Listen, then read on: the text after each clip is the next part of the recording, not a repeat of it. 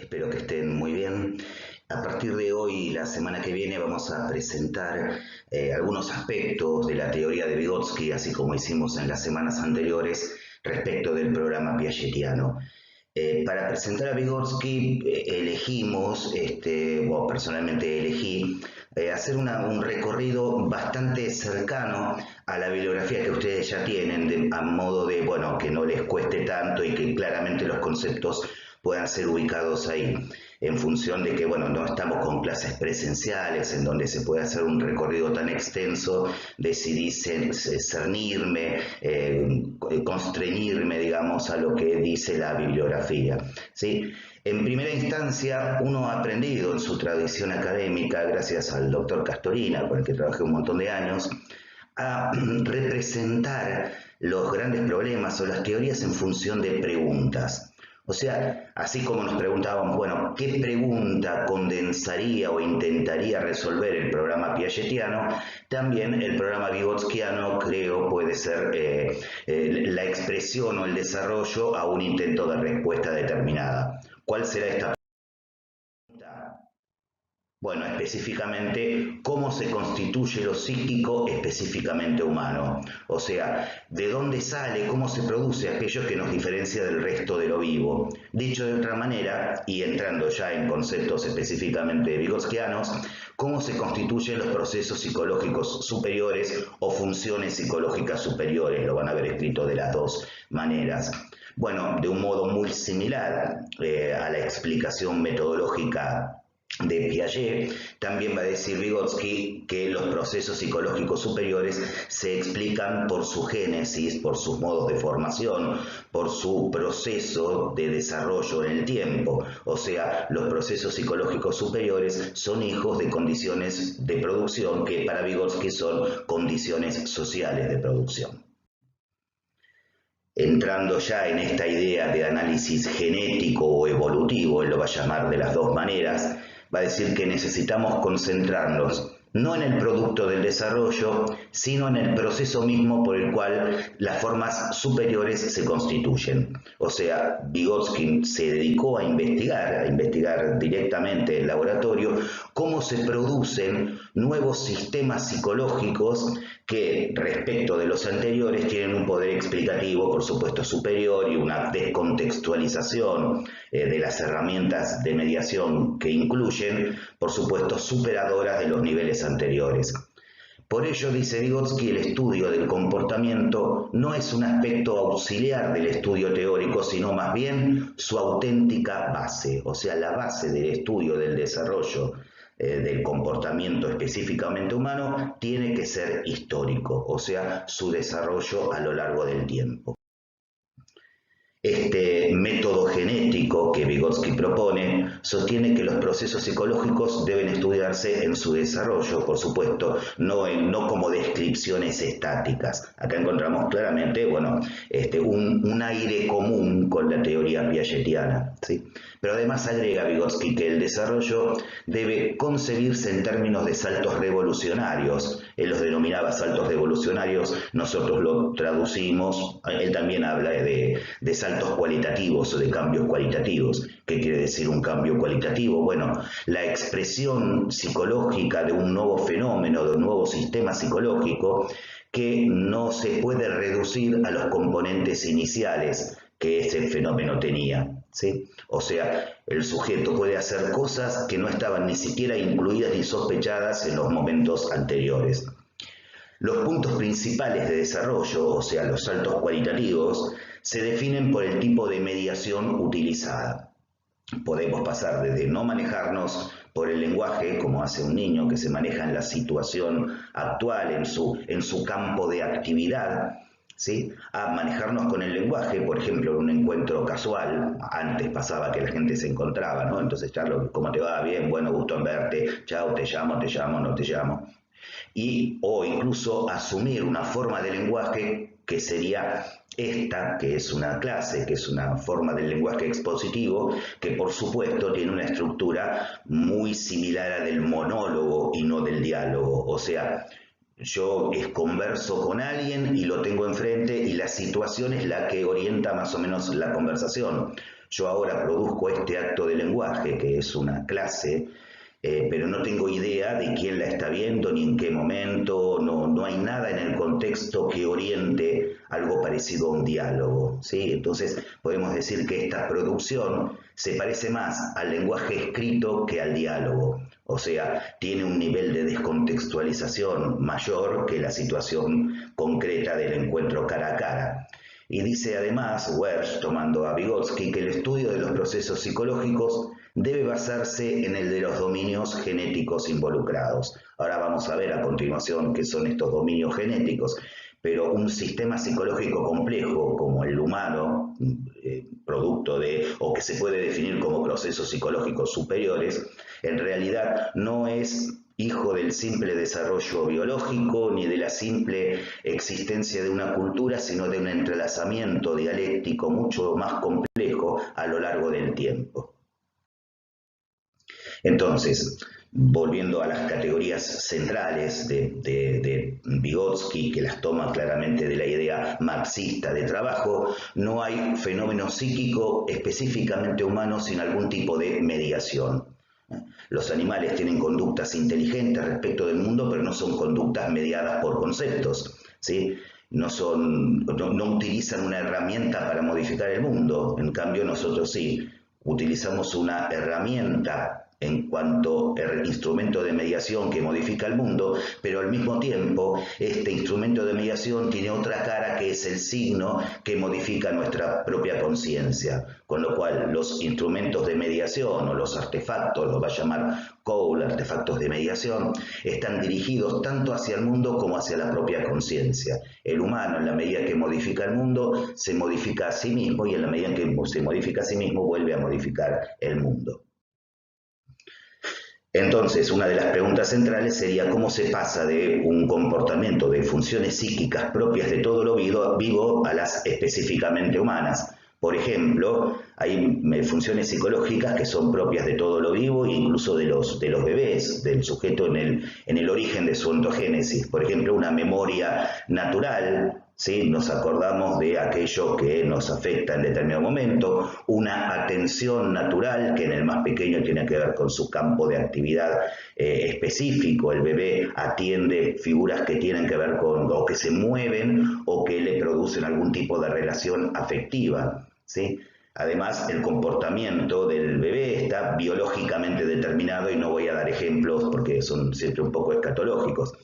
En cambio, las funciones psicológicas específicamente humanas implican algún grado de diferencia revolucionaria, un salto cualitativo respecto de las anteriores. Por ejemplo, nuestra memoria no es solo natural, sino que para recordar algo, por ejemplo, lo repetimos y ahí ya utilizamos el lenguaje, o para recordar algo utilizamos una agenda, un papelito pegado en la heladera, un papel en cualquier lado o incluso un nudo en el pañuelo, ¿sí? Nuestra atención ya no es como la infantil o la de los animales, sino que nuestra atención es voluntaria, orientada por motivos, objetos y operaciones, diría Leontief, o sea, por motivaciones que son socioculturalmente específicas. Todo esto nos lleva a que nuestro comportamiento, nuestra conducta está controlada voluntaria y conscientemente, ¿sí? Nuestros actos, por ejemplo, de percepción no son como los iniciales, sino que percibimos no objetos. Por ejemplo, yo digo, frente de mí tengo esta computadora, este ordenador, pero percibo y la puedo nombrar porque tiene algún tipo de significado para mí.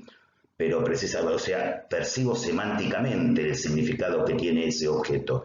Pero al utilizar la palabra también estoy utilizando una generalización, o sea, tengo una percepción que percibe categorías. Esta computadora, este ordenador, en realidad la palabra no identifica este objeto solamente, sino al que tendrán ustedes en vuestras casas, a los que fueron y a los que serán. Entonces, y ahora yendo a esta idea de los dominios genéticos, que es una idea muy interesante para destacar o para explicar la complejidad de lo psíquico, va a decir Vygotsky, tenemos una línea natural de desarrollo, o sea, nuestra herencia biológica, ¿sí? A la que denomina filogénesis, ¿sí? Esto, el objeto de estudio, que es la evolución de la humanidad en su historia, desde la aparición de los primeros Homo sapiens, ¿sí? En realidad tiene una serie de principios explicativos. ¿Por qué nuestro cuerpo se diferencia tanto al de los primeros homínidos? ¿Sí? Y los principios explicativos serían los darwinianos de selección natural. ¿Sí? Digo, hasta ahora no hemos encontrado principios explicativos que superen a los darwinianos, que son bastante buenos. Por otro lado, tenemos una línea cultural de desarrollo o línea sociohistórica o sociocultural de desarrollo, que es el desarrollo desde la cultura a esta parte, o sea, en sentido estricto, diría Engels, desde la formación o el invento o la utilización de la herramienta por parte del humano. ¿Sí? Los principios explicativos de la cultura son, bueno, todas las ciencias, todas las disciplinas, en la medida en que desarrollan sus conceptos propios. Entonces están las ciencias que hablan de la cultura, las ciencias que hablan de la biología, las ciencias que hablan del mundo, de la física, etc. ¿Sí? Digamos, como que habría también una necesidad de recurrir a estos conceptos para una explicación completa del fenómeno humano. Y tenemos además lo que podríamos denominar la línea individual del desarrollo, o sea, la línea ontogenética, que trataría de capturar el desarrollo desde, por ejemplo, el bebé, ¿no? Cuyo comportamiento está orientado por el contexto en el que están los padres, etc., hasta que nos transformamos cada uno y cada una de nosotros en un adulto exponente fiel de su cultura y de su tiempo, ¿sí?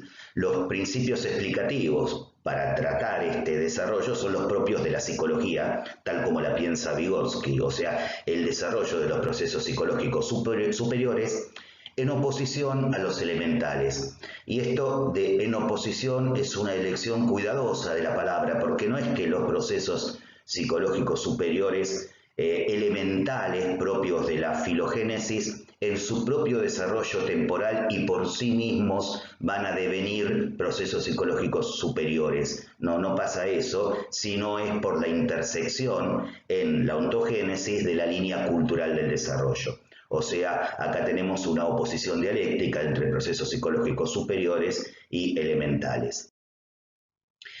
Para caracterizar aún más este dominio genético de la ontogénesis, dice Wersch, tomando por supuesto los conceptos de Vygotsky, que implica la operación simultánea e interrelacionada de más de una fuerza del desarrollo. O sea, nuestro desarrollo ontogenético es hijo tanto de la biología como de la cultura en un entramado en el que se van modificando mutuamente. Por lo tanto, nos habla de la unidad de los procesos orgánicos y sociales. Unidad en la negación, en la multiplicidad. Hay que entenderlo como que no es que lo social y lo orgánico son lo mismo, sino que se definirían como dos tesis, ¿sí?, que se van entrejugando en un proceso de desarrollo, ¿sí? Ambas fuerzas, y esta es una idea muy interesante de Wersch, dice, operan en tándem, o sea, en conjunto, para formar una estructura explicativa cualitativamente unitaria, ¿sí? Como el comportamiento inicial orientado por determinadas cuestiones biológicas, hereditarias, etc., pasa a luego explicarse en la formación de nuevos sistemas psicológicos en cuya base están los conceptos o los artefactos de mediación que son hijos de la cultura y de la historia y además del contexto sociocultural específico de cada persona. Por ejemplo, ustedes como alumnos y alumnas de esta facultad se están desarrollando como científicos, como colegas, en un contexto que es un contexto universitario. O sea, siempre el desarrollo se produce en algún contexto. Hay gente que se desarrolla, tiene la suerte de hacerlo en un contexto de estudios, hay otras personas que tienen suertes diversas, que será un contexto de trabajo en el que la lectura no está involucrada, pero cada desarrollo se produce siempre en un determinado contexto. Entonces, uniendo un poco todo este esquemita, ¿sí?, de todas las flechas que estuvimos hablando hasta ahora, tendríamos la línea natural del desarrollo, que sería la responsable de los procesos psicológicos elementales, Por otro lado, la línea sociocultural o histórica del desarrollo arriba, que sería la responsable o la que tiene en sí los signos que van a marcar la mediación propia en la ontogénesis de un comportamiento no mediado a un comportamiento mediado por signos y herramientas con un grado conceptual cada vez más desarrollado.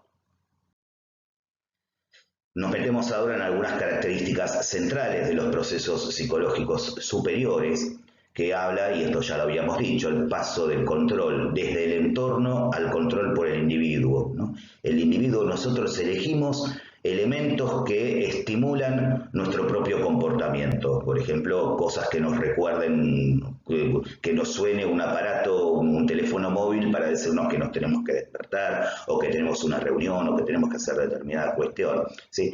Nosotros seleccionamos los estímulos, en todo caso, que van a organizar nuestro comportamiento, ¿sí? En este sentido, tenemos una regulación consciente de los procesos psicológicos. Queremos estudiar determinada cosa, queremos atender de entre todo el flujo de información que encarna el cosmos, bueno, lo que está diciendo este tipo en esta pantallita en este momento, ¿sí? Las funciones psicológicas superiores, entonces, no son artefactos naturales, sino que tienen un origen social y una naturaleza social. Estudiamos cosas que tienen que ver, diría Michael Cole, un psicólogo cultural muy importante, con los deseos de nuestra cultura y fundamentalmente de nuestros padres, en el concepto de prolepsis, ¿no? O sea, somos como exponentes de determinados aspectos de nuestro comportamiento, de nuestra cultura, y es más, vemos una persona hablar, caminar y podemos decir más o menos de dónde viene, si estudió, si no lo hizo, etcétera. Y, por supuesto, y esta es la característica central, los procesos psicológicos superiores utilizan signos como mediadores, ¿sí? O sea, utilizamos palabras, imágenes, gráficos, escrituras que median nuestra relación con el mundo y con los otros y fundamentalmente con nuestra propia conciencia, ¿sí? Muchas veces cuando pensamos podemos transformar o traducir nuestro pensamiento en palabras y la dirigimos hacia nosotros mismos, como una especie de lenguaje interno, o incluso lo podemos transformar, modificar estructuralmente en un lenguaje externo. Le podemos contar a otra persona qué es aquello que estamos pensando si es que la situación lo amerita, no siempre. Un agregado que hace Wersch, que no está claramente expresado en Vygotsky, pero que sí se puede entender a partir de los trabajos, por ejemplo, de Luria, Alexander Luria, su discípulo y amigo de Vygotsky, ¿no? Es una división que realiza la escuela vygotskiana al interior mismo de los procesos psicológicos superiores. Digamos, por el simple hecho de vivir una cultura, accedemos al lenguaje. Podemos hablar. Cualquier persona que vive una cultura se maneja con signos lingüísticos, ¿sí? Que es una capacidad semiótica muy fuerte, muy importante, es un proceso psicológico superior. Pero por simplemente vivir una cultura, no todo el mundo puede escribir. Para escribir, para utilizar notaciones matemáticas, para utilizar lo que Eduardo Martí denominaba sistemas externos de representación, se va a la escuela, ¿no? Entonces tenemos por un lado procesos psicológicos superiores que son, entre comillas, simplemente el producto de la exposición de un sujeto a la cultura, pero además otros que son hijos de una parte muy específica de la cultura, que es la escuela. Cuando digo escuela, incluyo, por supuesto, cualquier formación profesional o universitaria, ¿no? Y ahora vamos a ver cuál sería esta diferencia entre los procesos psicológicos superiores rudimentarios y los procesos psicológicos superiores avanzados. Como ya dije, los rudimentarios, que son por supuesto procesos psicológicos superiores, son aquellos que dependen de la participación del sujeto en una cultura, simplemente. En cambio, los avanzados son mediados por herramientas semióticas con un alto grado de descontextualización. ¿Qué quiere decir esto? La fórmula matemática, no se asusten que esta es fácil, 2 más 2 es igual a 4, no habla de ningún objeto que no habla ni de manzanas, ni de peras, ni de lápices, habla de cualquier objeto del mundo que se pueda encontrar o que pueda ser asociado a esa formulación abstracta. O sea, 2 más 2 igual a 4 no depende del contexto específico, ¿sí? Además, y aclarando un poco más esto, los instrumentos de mediación propios de los procesos psicológicos rudimentarios están muy fuertemente relacionados con el contexto. El ejemplo que les daba hace un par de filminas atrás respecto del lenguaje hablado, ¿sí? Que depende del contexto en el que estás. Ves a alguien que está llorando, che, estás bien, te puedo ayudar, etc. En cambio, los procesos psicológicos superiores avanzados utilizan instrumentos de mediación que se desprenden del contexto, que van más allá del contexto. Por ejemplo, les decía, la escritura, el cálculo aritmético, la notación musical, la utilización de diagramas, etc., ¿no? Uno podría decir entonces hacer un tratado de cómo acercarse a una persona que está llorando, no pensando o no viendo para utilizar el ejemplo tonto que acabo de decir. Una cosa es actuar en ese contexto y otra cosa es meditar. Una cosa es hablar, por ejemplo, pero lo avanzado sería utilizar el lenguaje para pensar el lenguaje, o sea, hacer metalenguaje, ¿no? Utilizo el lenguaje para hablar sobre el lenguaje. Eso ya es propio de una formación al menos escolar. Entonces, ¿de dónde vienen estos procesos psicológicos superiores avanzados? Bueno, va a decir Wersch, tomando una investigación de Michael Cole, que para ser permanentes los logros propios del pensamiento superior avanzado deben vincularse con prácticas de escolarización continuada. ¿Sí? No alcanza con ir 1 o 2 días a la escuela, sino que, bueno, mientras más tiempo estén los sujetos en la escuela, más utilizarán herramientas descontextualizadas, porque precisamente la escuela es un producto, es una fábrica, digamos, de conceptos que se aplican a las diferentes cosas del mundo. El otro dominio genético que nos quedaba es, yo me atrevo a llamarlo línea investigacional del desarrollo, porque específicamente se ve en los experimentos en laboratorio, y es la microgénesis, que en definitiva sería cómo se forma a corto plazo, descubrir el momento de una cierta inferencia que realiza el sujeto que le permite solucionar la tarea que le estamos dando, ¿sí? Es el descubrimiento de un acto individual, perceptivo o conceptual. El niño descubre cómo, por ejemplo, una palabra le puede permitir reunir objetos que si no podrían ser reunidos, ¿no? Ni por su forma, ni por su color. O, por ejemplo, lo que vamos a ver la semana que viene, cómo una determinada etiqueta, una determinada ficha, le puede ayudar a un niño a participar, por ejemplo, de un juego o a recordar una lista de palabras, ¿sí? Estableciendo relaciones entre los dibujos de esos elementos y la palabra que tiene que ser recordada. Como síntesis, para ir terminando, podríamos decir que los procesos psicológicos humanos deben estudiarse utilizando un análisis genético que examine los orígenes de estos procesos y las transiciones que los conducen hasta su forma final, o sea, el estudio genético evolutivo del que habla Vygotsky. Por eso, en la materia psicología genética incluimos tanto la teoría de Piaget como la de Vygotsky como dos cabales exponentes de una psicología genética. La génesis de los procesos psicológicos humanos implica cambios cualitativamente revolucionarios, así como cambios evolutivos, ¿sí? Se producen nuevas formaciones, nuevas funciones psicológicas, nuevos sistemas psicológicos, pero también se van produciendo cambios más graduales en el comportamiento del sujeto. La progresión y los cambios genéticos se definen en términos de instrumentos de mediación, de herramientas y signos, y por supuesto, a medida que utilicemos instrumentos de mediación con un grado de descontextualización creciente, nuestros procesos psicológicos o nuestros sistemas psicológicos van a ser más avanzados que rudimentarios.